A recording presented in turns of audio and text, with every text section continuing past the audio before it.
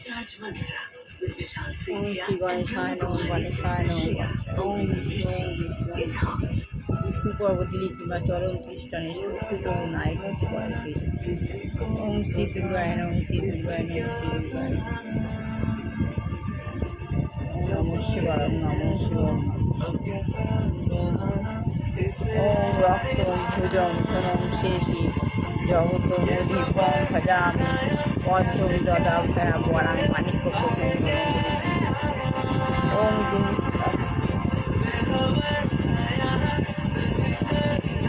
ওম দুম সাহ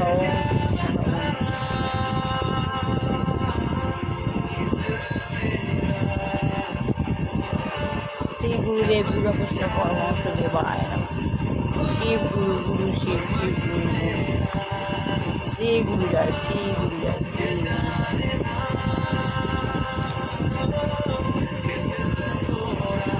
গীতাই গুরু গীতা গুরু গুরু গীতা গীতা গুরু গুরু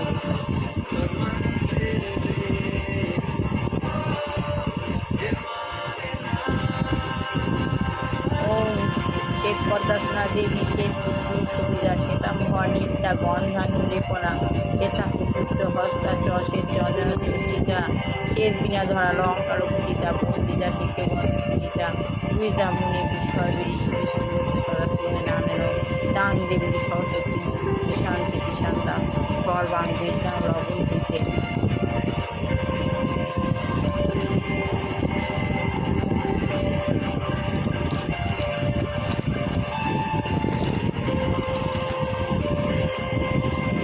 শ্রীলক্ষ্মী দেবায়ন শ্রীলক্ষ্মী দেবায়ন এখানে মা করছে সেখানে মা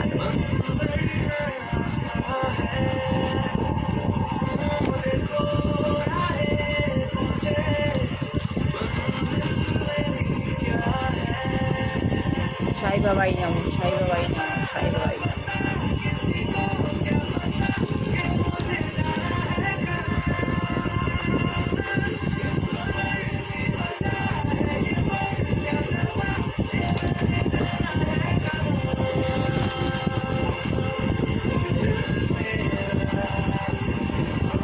নমস্কার গাইজ আমি আমরা সবাই গুরু সঙ্গ করি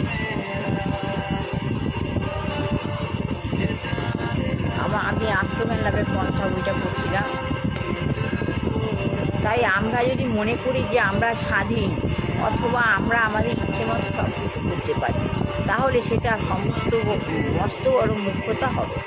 আমরা যদি ভাবি আমরা স্বাধীন আমরা আমাদের ইচ্ছা মতো কাজ করতে পারবো তাহলে সেটা কি মস্ত বড় মূর্খতা। মাইক রবিনসন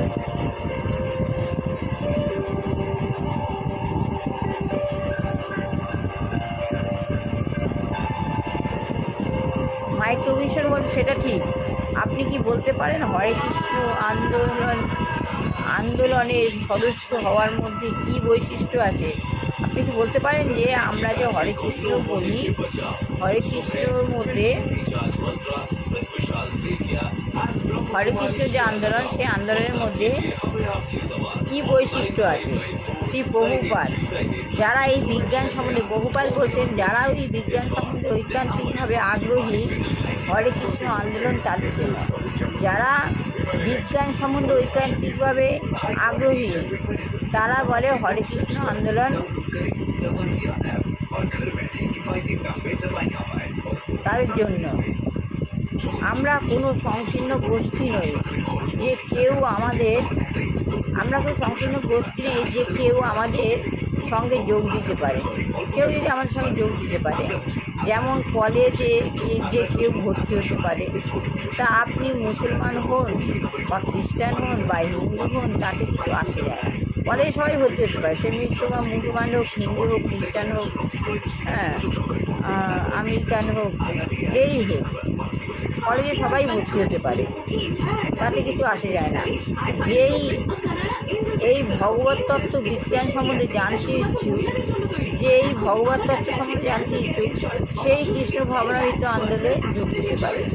যে ভগবত গীতা পড়তে ইচ্ছুক যারা সনাতন ধর্ম করতে চায় তারা সবাই এই আন্দোলনে যোগ দিতে পারে। Did you hear this गाना? मिला तुझे वो आप जैसा कोई मूवी का? মাইক রবিনসন বলছেন, আর কৃষ্ণ ভাবনাময় শিক্ষা অর্জনের বৈশিষ্ট্য কী? বলছি কৃষ্ণ ভাবনাময় যে শিক্ষা অর্জন করার যে বৈশিষ্ট্যটা কী? বহুবাদ বলছেন, তখন তার যথার্থ শিক্ষাগুরু হয়। প্রথমে যে বিষয়টি হৃদয়ঙ্গম করতে হয় তা হচ্ছে আমাদের স্বরূপটা, আমরা চিন্ময় আত্মা। আমরা যথার্থ শিক্ষা গ্রহণ করতে যাব, আসল শিক্ষাগুরু হলো গুরুদেব। সে প্রথমেই যে বিষয়টি হৃদয়ঙ্গম করতে হয় তা হচ্ছে স্বরূপে আমাদের চিন্ময় আত্মা। সেটাই আমাদের স্বরূপ, চিন্ময় আত্মা। আর যেহেতু আমি আত্মা, তাই আমার দেহের পরিবর্তন হচ্ছে। আর যেহেতু আমি আত্মা, আমার দেহের পরিবর্তন হচ্ছে। সেটি হচ্ছে পারমার্থিক উপলব্ধি অবাক। তাহলে যেটা হচ্ছে আমার আত্মা, আর সেই আত্মার পরিবর্তন হচ্ছে দিবারাত্র, সেটি হচ্ছে আমাদের পারমার্থিক উপলব্ধির অবাক। তাই দেহ যখন বিনাশপ্রাপ্ত হয় এবং শেষ হয়ে যায়, তখন আমার কিন্তু বিনাশ হয় না। দেহ যখন বিনাশপ্রাপ্ত হয়, নষ্ট হতে চলে বা শেষ হয়ে যায়, তখন আমার কিন্তু বিনাশ হয় না। তখন কিন্তু আমার বিনাশ হয় না। আমি আর একটি শরীর প্রাপ্ত, আমার বিনাশ হয় না, আমি আরেকটি শরীর প্রাপ্ত হই। আত্মা দেহ ছাড়ে, দেহ পুরাতন হয়ে যায়, দেহ ছাড়ে অন্য দেহ ধারণ করে। তাহলে যখন দেহটা শেষ হয়ে যাচ্ছে, আমারও যখন বিনাশ হয়ে যাচ্ছে আমার এই দেহটা, কিন্তু আমার আত্মাটার বিনাশ হচ্ছে না। আমি আরেকটি শরীর প্রাপ্ত হই, সে গিয়ে আরেকটা শরীর প্রাপ্ত হয়। ঠিক যেভাবে আমরা আমাদের পোশাক পরিবর্তন করি, আপনি যদি কালকে এসে দেখেন যে আমি অন্য কাপড় পরে আছি, তাহলে কি আপনি মনে করবেন যে আমি অন্য একজন মানুষ? না। তেমনই যতবার আমাদের মৃত্যু হয়, ততবার আমরা দেহ পরিবর্তন করি, কিন্তু আমার দেহাভ্যন্তরস্থিত আত্মার কোনো পরিবর্তন না। আমার দেহের ভেতরে যে আত্মা থাকে, সে আত্মার কোনো পরিবর্তন হয় না। সে এই দেহ ছেড়ে অন্য দেহে ধারণ করে। সে কথাটাই বুঝতে হবে। তাহলে কৃষ্ণ ভাবনামৃত এর বিজ্ঞান উপলব্ধির পথে অগ্রসর হওয়া যায়। তাহলে কৃষ্ণ ভাবনামৃত হলে এর বিজ্ঞান যে উপলব্ধি, সেই উপলব্ধির পথে অগ্রসর হওয়া যায়।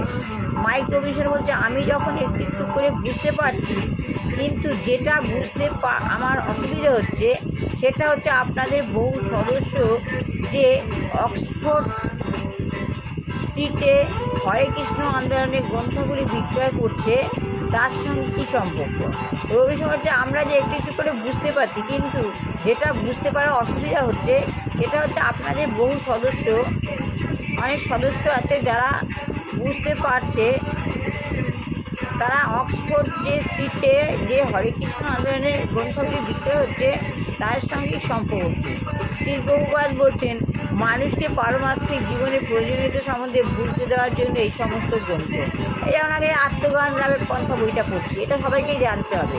আমি যদি না জানি, তাহলে কীভাবে ভগবানের সঙ্গে সংযোগ স্থাপন করতে হয় জানতে পারবো না। তাই আমার বইয়ের দরকার। তাহলে আমি বইটা কিনতে কোথায় যাব? ওই অক্সফোর্ড গ্রন্থাবলীতে যাব।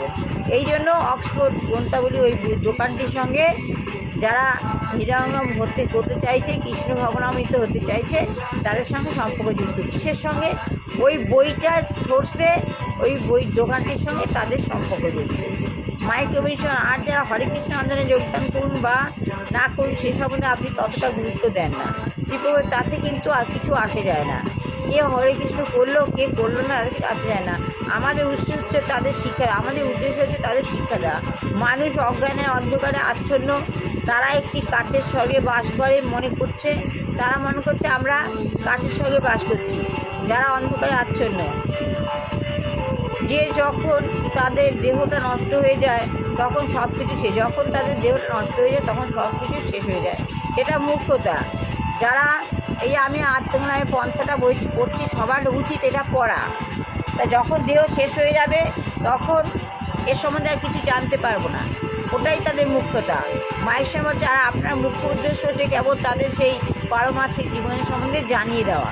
হ্যাঁ, আমি আত্মজ্ঞানের পন্থা বইটা পড়ছি সবাইকে জানিয়ে দেওয়া।